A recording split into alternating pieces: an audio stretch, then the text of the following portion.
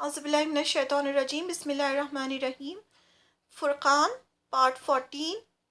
حضرت خدیجہ رضی اللہ عنہ سے آپ صلی اللہ علیہ وسلم کی شادی۔ اب آپ بڑے ہو چکے تھے، بہت خوبصورت، بہت اٹریکٹیو، بہت ساری خوبیوں کے ساتھ۔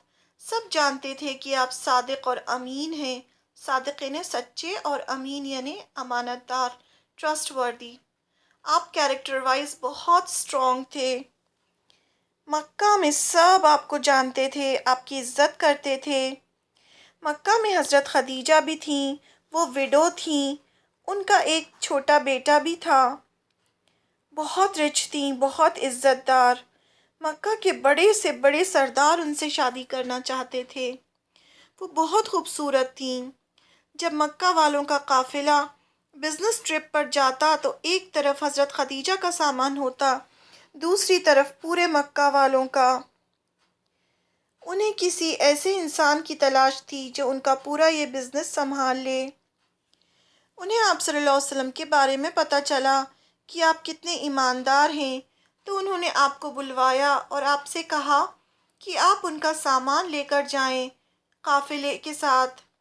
آپ صلی اللہ علیہ وسلم کو بھی ضرورت تھی، کیونکہ ابو طالب کے حالات اچھے نہیں تھے اور آپ ان کی مدد کرنا چاہتے تھے۔ حضرت خدیجہ نے اپنے غلام میسرہ کو آپ صلی اللہ علیہ وسلم کے ساتھ بھیجا تاکہ وہ آ کر آپ صلی اللہ علیہ وسلم کے بارے میں سب بتائیں۔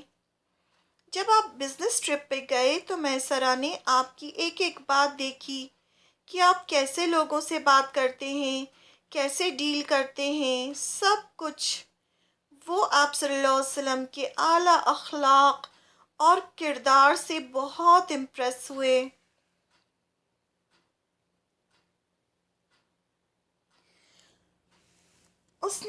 میسرہ نے یہ ساری خوبیاں آ کر حضرت خدیجہ کو بتائیں۔ وہ ایسے ہی ساتھی کی تلاش میں تھیں۔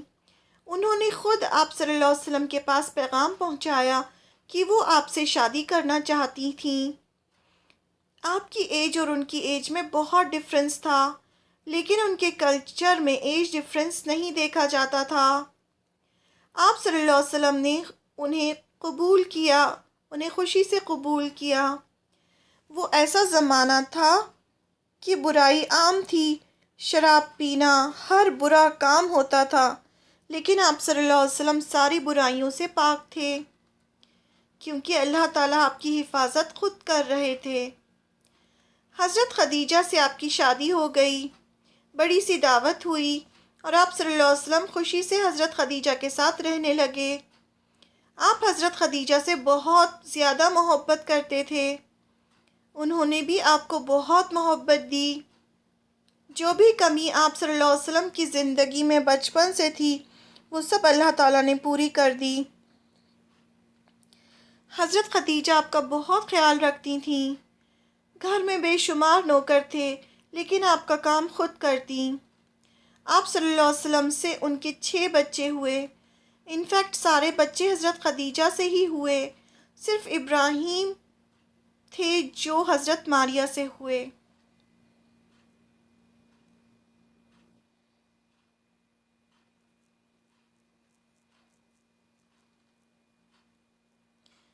فرقان پارٹ 15۔ آپ صلی اللہ علیہ وسلم اور حضرت زید۔ آپ جانتے ہیں زید بن حارثہ کون تھے؟ ہم پڑھیں گے۔ آپ صلی اللہ علیہ وسلم حضرت خدیجہ کے ساتھ بہت سکون سے رہ رہے تھے۔ اللہ تعالیٰ نے آپ کو 6 بچے دیے، بیٹیاں حضرت زینب، ام کلثوم، رقیہ اور سب سے چھوٹی حضرت فاطمہ۔ آپ کے 2 بیٹے بھی تھے، قاسم اور عبداللہ، لیکن وہ جب بہت چھوٹے تھے تبھی ان کا انتقال ہو گیا تھا، دونوں بیٹوں کا۔ اس کے علاوہ حضرت خدیجہ کے بیٹے بھی تھے جن سے بھی آپ صلی اللہ علیہ وسلم بہت پیار کرتے تھے۔ اس کو ہم اس بات سے سمجھ سکتے ہیں کہ انہوں نے جنگ احد میں آپ صلی اللہ علیہ وسلم کی جان بچاتے بچاتے اپنی جان دی تھی۔ جو حضرت خدیجہ کے پہلے شوہر سے بیٹے تھے، وہ آپ صلی اللہ علیہ وسلم سے اتنی محبت کرتے تھے کہ جنگ احد جب ہوئی تھی تو آپ صلی اللہ علیہ وسلم کی جان بچانے کے لیے انہوں نے اپنی جان دی تھی۔ اس کے علاوہ آپ صلی اللہ علیہ وسلم کے ساتھ حضرت علی بھی تھے۔ جو ابھی چھوٹے بچے تھے 10-11 سال کے، یہ ابو طالب آپ کے چچا کے بیٹے تھے. آپ کے چچا تھے نا ابو طالب، حضرت علی ان کے بیٹے تھے. یہ وہی ابو طالب ہیں جنہوں نے آپ صلی اللہ علیہ وسلم کو پالا تھا. ان کے بہت سارے بچے تھے اور حالات بہت خراب تھے، تو حضرت خدیجہ نے حضرت علی کو لے لیا تھا کہ ہم پالیں گے اور ہم ان کی پرورش کریں گے. ان سب کے علاوہ ایک اور چھوٹے بچے حضرت زید بھی آپ صلی اللہ علیہ وسلم کے پاس پل رہے تھے. ان کے بارے میں جاننا اس لیے ضروری ہے کیونکہ یہ ایک اکیلے صحابہ ہیں جن کا نام اللہ تعالیٰ نے قرآن میں لیا.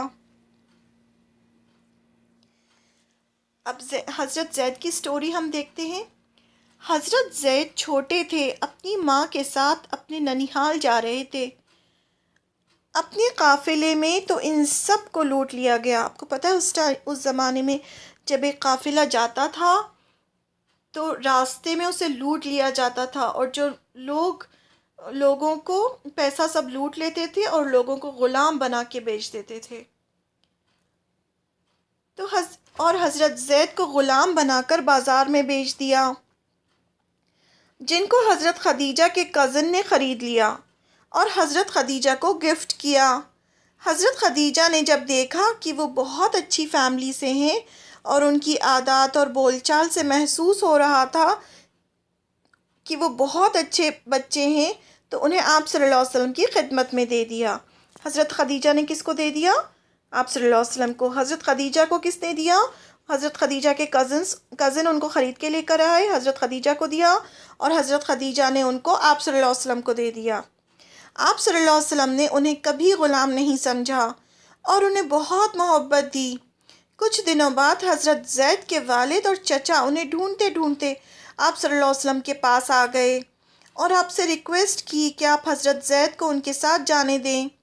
آپ صلی اللہ علیہ وسلم خوشی سے تیار ہو گئے، لیکن حضرت زید بالکل بھی تیار نہیں ہوئے کہ وہ آپ صلی اللہ علیہ وسلم کو چھوڑ دیں.